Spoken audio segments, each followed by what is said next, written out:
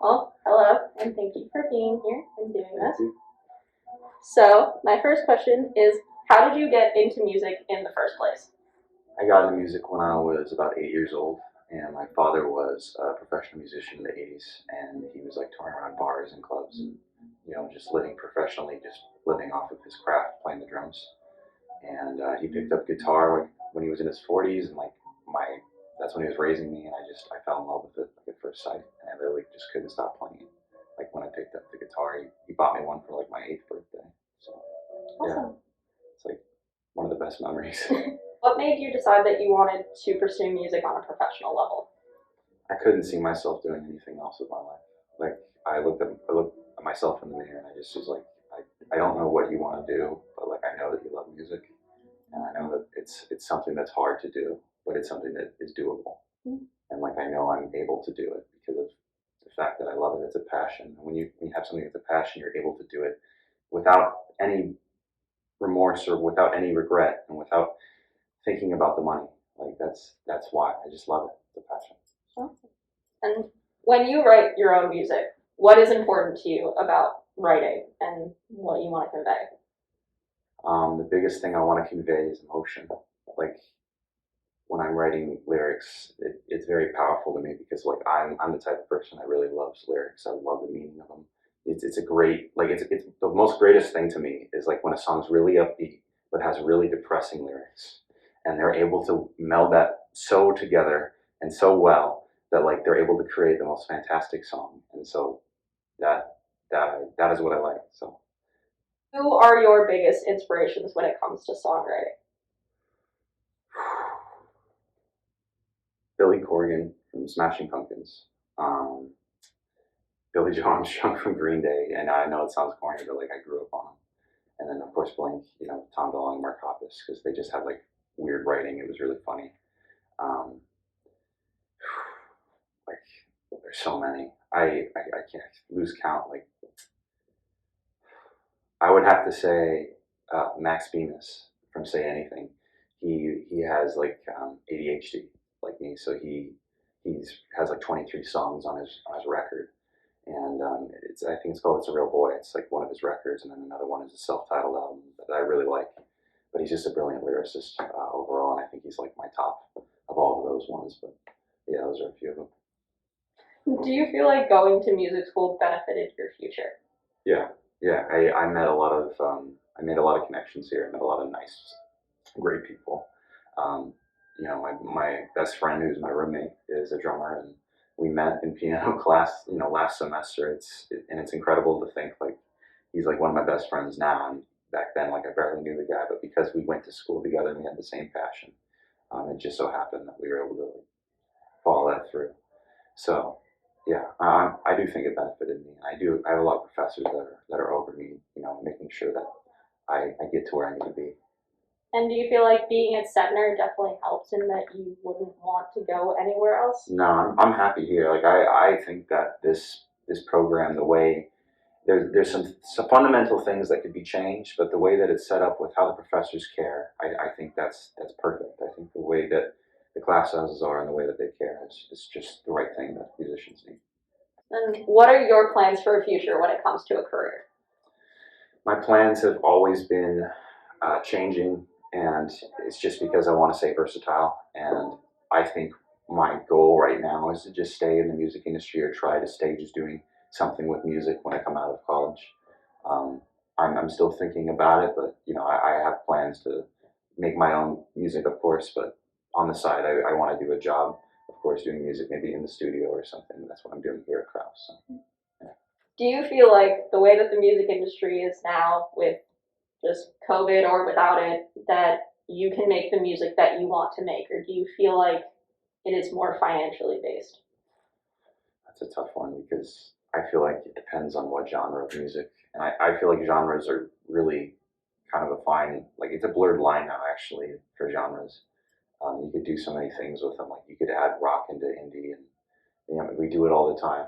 Billie Eilish said it on her, one of the YouTube videos I was watching of Billie Eilish. She said that exact quote that like music now, the genres are kind of a blurred line. So I think I could love doing I could do what I love, and make the music that I love. I think indie is really popping off, and it's going to be probably the next wave, or maybe one of the next waves. I mean, it already is starting like underground, but it's resurfacing like indie pop and all that. But I think I will be able to. I have a sense, yeah. For a long answer to a short question. What do you think inspires your writing style, or what do you think made you write the way that you do?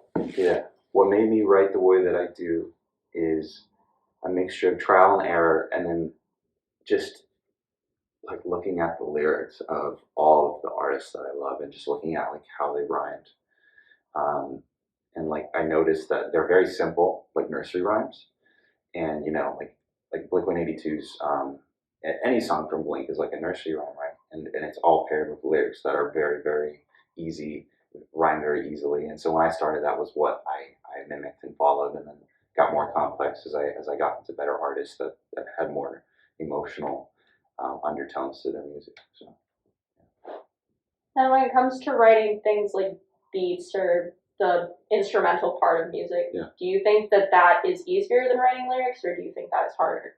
At least for me, it all depends on the musician. For me, producing's harder, just because getting my thoughts, my head goes like a million miles an hour. Getting my thoughts on a software like a DAW, like Logic or FL Studio, is kind of difficult because there's so many things that are going on in my head. There's so many parts that I want to put in there, like orchestral parts, like violin, viola, cello. Like I hear so many things in my head. The lyrics, they're just easy because it's just one thing to think of, and they just come off the top of my head, kind of, because I don't know, it's just how I was kind of trained to do. So, Do you feel like the industry is ever going to go back to normal after this pandemic? no, I don't think the way we think it's going to be. I think it's going to be not drastically, but it's going to be different, and it's going to be. I think it's going to be more solo, like social networking based, and less like concerts and meeting in person. I think if this continues down the path we're going, um, you know, viral infections like every year or something, the music industry might change, with COVID. And it already has. You can see it already has. So I think it's still got a ways to go, and it's going to evolve, and it's going to keep evolving. And do you feel like this pandemic is going to give people a new appreciation for the music industry? It's going to give them big appreciation for live music. Like, geez, I know the energy like people have when they go into a mosh pit. Like, it's going to be crazy. I'm excited like to play those shows. Like, if when we get through the clearing, like, I'm excited. I'm hopeful, and if it can go somewhat back to the way it was, I'd be happy. Like, it's just amazing how live music changes everything. So. Did you ever picture a life where you weren't pursuing music? Yeah, but it would be kind of bleak. I mean, it's kind of funny. Like, I don't know if it's a question, but the only other job that I've ever thought about doing was being like a pilot. And so, like, I guess I'd be a pilot, but I love music, so I don't know. It wouldn't feel right. Like, I don't think I'd be able to go to work thinking straight if I couldn't do it. At least on the side, if I couldn't do it. So. And then the last question is, do you have any advice for anybody who wants to go into songwriting or creating music? Work your tail off. Like, just write.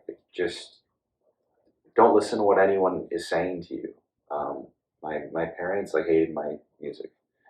They, I'm adopted. Like, my adopted parents hated my music. It was bad. It was hard. Like, in California, growing up with that, like, they hated my music. So, the fact that I kind of had to just pain through it and just do it on my own without the support of my family, like, it's taught me to have an appreciation for working, like, my work ethic and just working hard in general. I think that's what everyone needs to learn. So, like, just work and just write. And if it's crap, just keep writing, because, like, what Ed Sheeran says, like the 1,000-hour rule, like, I think it's 10,000 hours. Like, it's literally like he just kept on writing crappy songs, and it's like a crappy faucet that's like, sorry, I'm using that word, but it's like a faucet that is spilling dirty water, and then all of a sudden clean water is coming out. And that's what's going to happen. You're going to have a moment of clarity where you write a couple crappy songs and then a really good song. And then it's that one really good song of those 12 that are gonna go into that album, you know. So that's what you gotta look forward to. Awesome. Well, thank you so much for doing this. I Yeah, really thank appreciate you. That was awesome. it. Yeah.